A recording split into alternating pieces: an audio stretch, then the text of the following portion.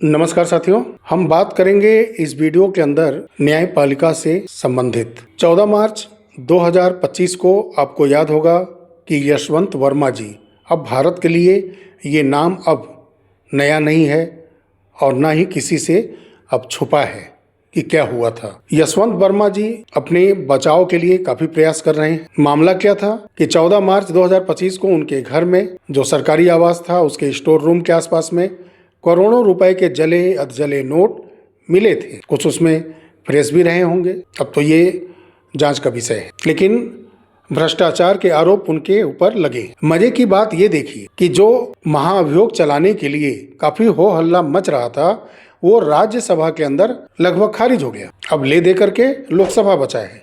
कहने को तो राजनीतिक पार्टियां कह रही हैं कि जांच होनी चाहिए, महाअभियोग चलना चाहिए और जो आरोप लगा है उसकी सत्यता साबित होती है कि नहीं होती है ये जांच में पता चलेगा। अब देखना है कि सरकार महाअभियोग लाने में कामयाब होती है कि नहीं। 3 लोगों की जो सर्वे कमेटी है जो इस महाअभियोग पर जांच करेगी वो गठित हो पाती है कि नहीं। लेकिन सबसे बड़ी बात क्या है, इसमें न्यायालय के अंदर क्या हो रहा है। पूरा एक फौज यशवंत वर्मा जी ने खड़ा कर दिया है। कपिल सिब्बल जी के नेतृत्व में पूरा एक ग्रुप बन गया है और कुछ न्यायपालिकाओं के टिप्पणियां जो माननीय सीजेआई हैं इस समय BR गवई जी, इनके कुछ टिप्पणियां मैं बताऊंगा कि न्यायालय कैसे एक मानक से, जो इंसान का एक लेवल होता है, एक नीचे के लेवल के, गरीब के लेवल के, एक मध्यम वर्गीय परिवार के लेवल के, या एक बहुत ही वीआईपी जो बहुत ही ऊपर के वीआईपी हैं, उनके लिए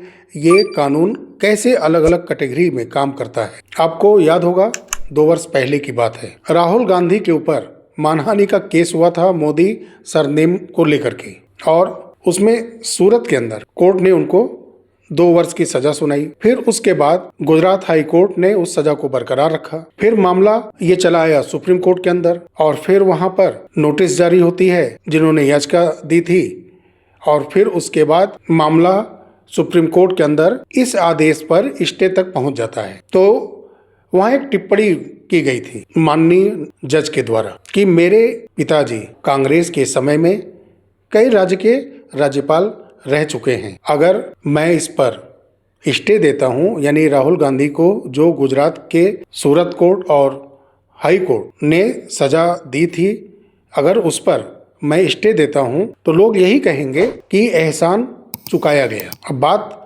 देखिए कि बात ये कॉन्स्टिट्यूशन की धाराओं से इतर हो गई। बात यहाँ भावनात्मक हो गई कि अगर एक न्यायाधीश अगर किसी को सजा सुनाते हैं या किसी की सजा को स्टे देते हैं तो उनकी टिप्पणी सुनिए आप। तो वहाँ वकील थे सिंघवी जी, बोले अगर ऐसी बात है तो कहने वालों को कहने दीजिए, आप अपना फैसला सुनाइए, कहने वाले कहते रहते हैं। कुछ इस तरह का बात हुआ और उनकी सजा पर रोक लग गई। बात संवैधानिक जो है वो तो है, लेकिन जो एक नजरिया है हमारे देश के न्यायाधीश का इस केस पर टिप्पणी का, मैंने उसका उदाहरण दिया। दूसरा, अभी हाल ही में जो माननीय यशवंत वर्मा जी हैं, जो भ्रष्टाचार का आरोप उनके ऊपर लगा है, तो जो संजीव खन्ना जी थे एक गठन करते हैं और वो जांच में पाया जाता है कि ये दोषी हैं। खैर वो बात खत्म हो गई क्योंकि उन लोगों ने दोषी करार दे दिया, फिर भी वो बात खत्म हो गई।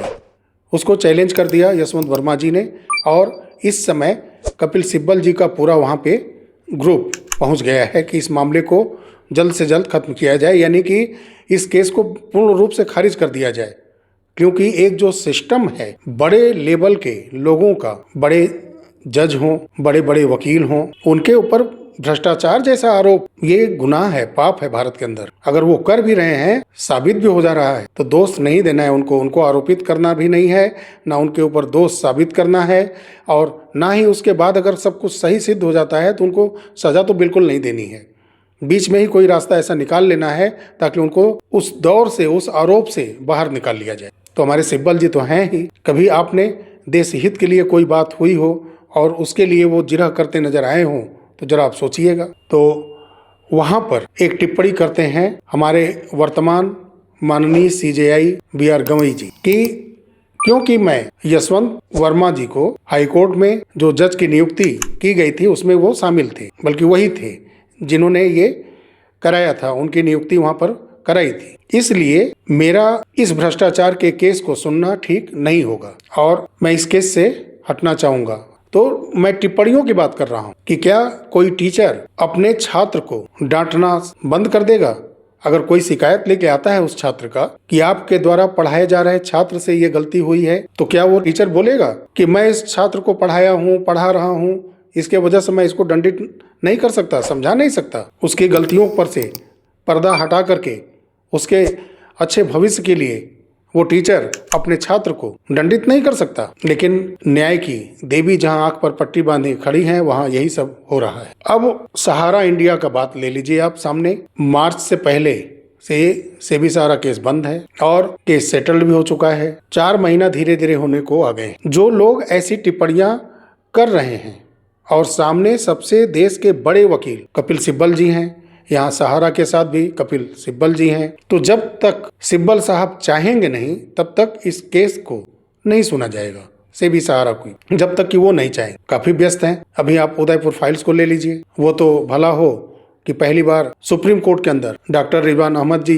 पहुंच गए और बेबाक टिप्पणी की उन्होंने, तो वहाँ सिब्बल साहब गिड़गिड़ाते रह गए, लेकिन वहाँ स्टे नहीं मिला मूवी को और सुप्रीम कोर्ट से इस केस का खत्मा हो गया उदयपुर फाइल्स को लेकर। तो समस्या ये है कि जो वीवीआईपी कल्चर के हमारे लोग हैं भारत के अंदर, चाहे वो अपराध से जुड़े हों, चाहे वो भ्रष्टाचार से जुड़े हों, उनके वकील इतने जबरदस्त हैं कि उनसे भावनात्मक दोस्ताना लहजे में बात करते हुए हमारे सीजेआई केस को सुनते हैं। लेकिन अगर वही मध्यम वर्गीय या गरीब, आदिवासी, दबे कुचले, पिछड़े, झोपड़पट्टी वाले, जिनके घर से पैसा ले लेकर के जमा कर लिया गया, अब वो दर दर भटक रहे हैं, किसी तरह से पैसा इकट्ठा करके सीआरसीएस पोर्टल पर अपना डाटा अपलोड भी कर रहे हैं, तो वो भी पैसा बर्बाद कि डाटा ही नहीं है, मेंबरशिप फॉर्म ही नहीं है, नाम मिसमैच कर रहा है। एक बेचारा मध्यम वर्गीय परिवार, झोपड़पट्टी वाला गरीब जो अपना पैसा